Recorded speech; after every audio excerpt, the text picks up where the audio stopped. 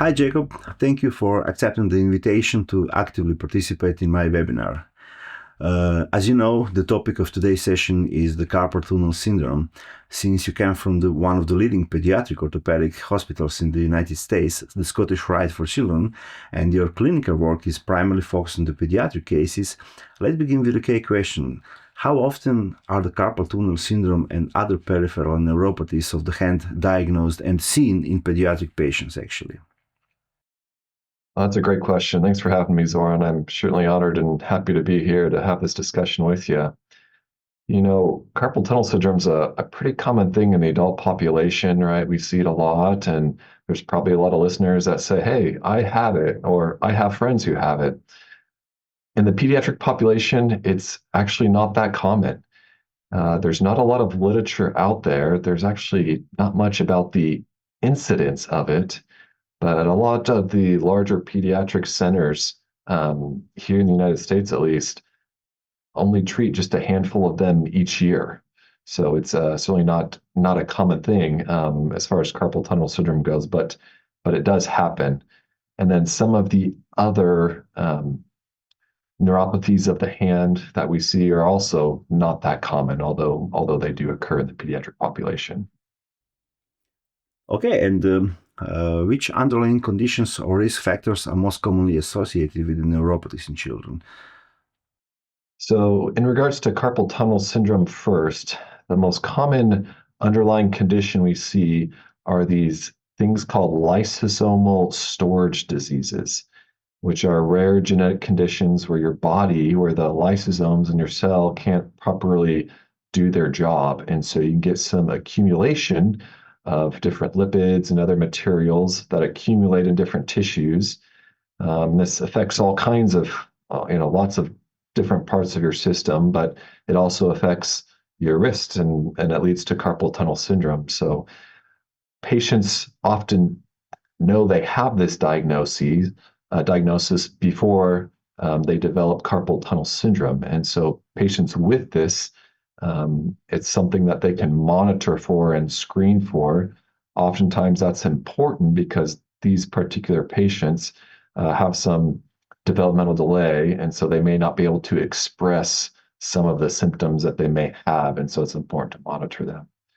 Apart from those lysosomal storage diseases, we can see it in pediatric patients who have diabetes, who have obesity, can see it in trauma as well, and then some, very rare, but sometimes related to some ergonomic things. Sometimes we can also see in people who, like gymnasts, who are bracing their wrists and they're just bracing them improperly or bracing them too tight, and you're just getting kind of over compression of that carpal tunnel, which can lead to the syndrome there. Okay, and when we talk about diagnostics in the carpal tunnel syndrome, what is actually the current best practice diagnostic protocols for accessing hand neuropathies in pediatric patients? Do we use the same procedures like in the adults? That's a good question. I think the most common thing that is done is EMG and nerve conduction studies. I think the reason why is because when these patients are presenting, most of the time they're presenting or being referred to neurologists, and that's kind of the go-to diagnostic test for neurologists. I think there's a lot of room and opportunity for ultrasound with this, but given that most of these patients are going to neurologists, and most of the pediatric neurologists, they don't use ultrasound. They use EMGs and nerve conduction studies, and so that's what they do to diagnose it, and then based upon that, move forward with the appropriate treatment. But according to your experience, do you think that just the MSK ultrasound and the clinical examination can be enough for the diagnosis? That's right. Yeah, there's certainly a lot of potential, a lot of room to do those. Of course, clinical examinations the go-to, but in some patients where the presentation may be unsure, or the patient isn't very verbal, and some of these like lysosomal storage diseases, then going to the EMG nerve conduction studies the go-to, but maybe there's room for more ultrasound in that case. And what about the rehabilitation approach? Is the rehabilitation approach of this condition in the children's a little bit different than in the adults? I think you can think of it as the end goals are the same, right? You want to improve some strength and flexibility all the way up the upper extremity kinetic chain, improve posture, improve ergonomics as well, see if there's any underlying things that are compressing it, such as I talked about people wearing too tight of wrist braces, and adjust those. But the way to go about it, you have to be a little bit more creative in the pediatric population, right? You can't just give them, hey, here's some exercises, here's some bands, have at it, right? The kids aren't going to understand that. And so you have to, which is one of the fun challenges of working with kids, is you have to make it fun, right? You have to turn it into a game or say, all right, we're going to work on your grip strength. So let's have you play with Play-Doh, you know, this much time each day, right? Or let's make this exercise a game of sorts, right? And so by playing the game, they're actually doing the exercise, which is the same end goal as in adults, but the way in which we get there is just a little bit different in the pediatric population. Yeah, I agree. Um, and what about the treatments, such as interventional treatments? This is something that's very popular in the last few years, especially in adults, especially with the hydrodissection and something like that, with the injections in the neuropathies syndromes. And do we use some injections or some medical approach with the children population? Yeah, so almost there's very limited literature out there about treatment for some of these things. In conditions where you know that the neuropathy is going to progress, like these lysosomal storage diseases or other rare conditions, we often know that conservative treatments are not going to help or not going to help for very long. So for those ones, we're going to be quicker to go to surgery to release that carpal tunnel.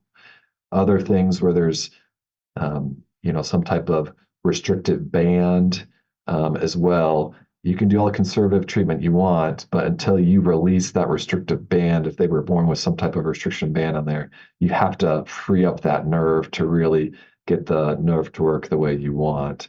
But the more common adult things that happen in kids, like more compressive or ergonomic, certainly I think it's safe to try some of these injections if the most conservative things don't work with therapy alone. But there's really not a lot of literature specific to the pediatric population. Now we've done some of that. We've kind of done some hydrodissections around some of these nerves in patients who have nerve symptoms and have had good results. But most importantly, we know we haven't caused any harm or really caused any damage from doing those. Yeah, we always have to be a little bit with the kids. We have to be a little bit careful because they're a little bit more sensitive than adults, and yeah, it's not easy to do the injections with the kids yet, especially because they are so young, and then they don't like to be hurt. That's right. That's right. We have to get creative. We have some different ways where we can help numb up their skin without using needles and some distraction. And almost always we can do the injections without sedating them, which has its own risks. And then we have people there to distract them and different videos and movies they can watch while we're doing it. If you have a great team around you that helps you out, you can get it done. And most of the time the kids do really well. But certainly it's a challenge, and it's just one of the challenges of working with kids. Yeah, and what about the surgical interventions? How often do they proceed with the surgical interventions in the children population? Yeah, the literature out there, I think it kind of goes back to the underlying cause of it, right? If there's some metabolic cause where we know it's going to progress regardless of any conservative thing we do, just because of their genetics or their condition, then surgery is going to be recommended earlier on.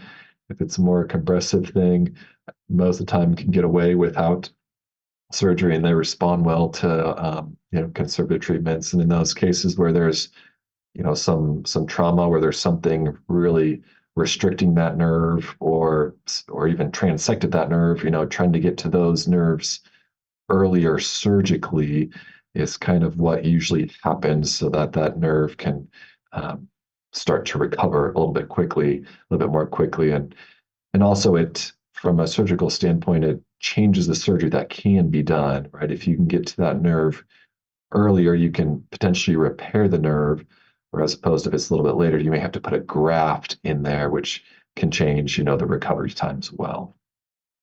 Yeah.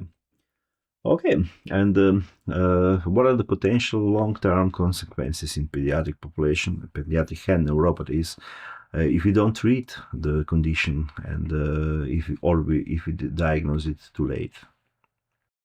I think it's somewhat similar to adults, but then you have to see it gets augmented a little bit because these are kids and they're still developing, right?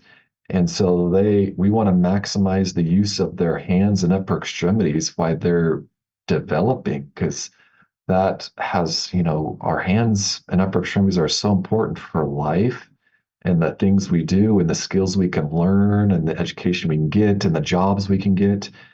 And so certainly trying to address that and help it, help those nerves recover has greater long-term outcomes or impacts compared to something that may develop later on in life.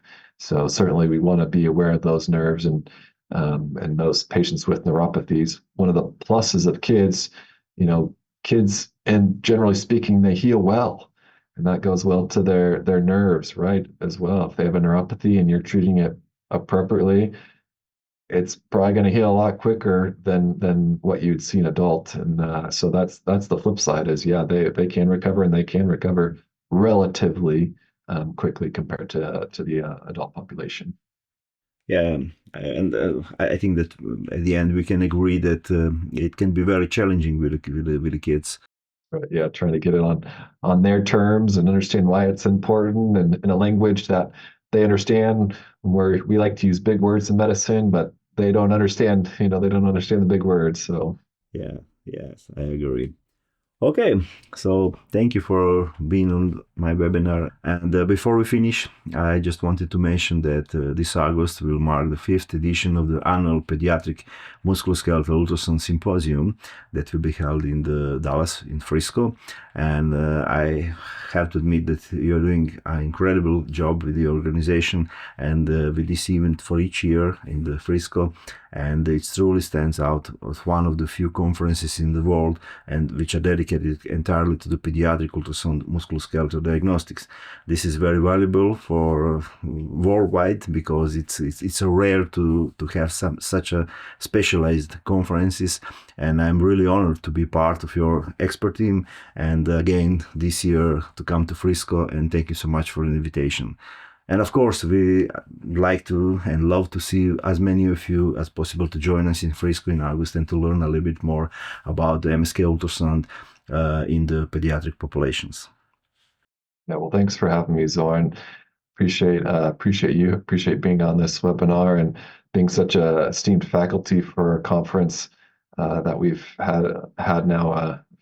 About to host our fifth one. It's a great conference, and we invite everyone listening to come join us. We'd love to have you. Thank you so much.